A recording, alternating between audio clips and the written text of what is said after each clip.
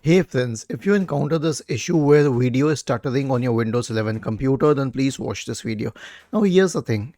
If a system supports Windows 11, then it should be of a certain configuration and above average configuration by default.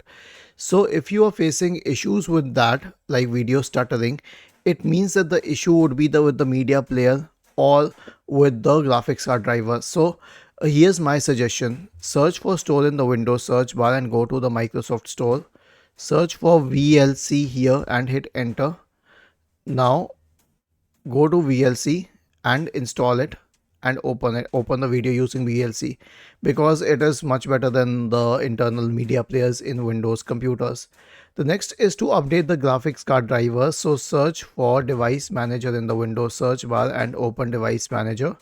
Expand the list for display adapters. Right click on the first one and select update drivers. Right click on the second one and select update drivers. The next one is to disable hardware acceleration. Right click on the start button and select settings from the menu. Now you can go to the system tab on the list on the left hand side and select display. And then you can scroll down and then select graphics. Okay, and you will find an option for advanced graphics settings. There's something called as hardware accelerated GPU scheduling. Just uncheck this one.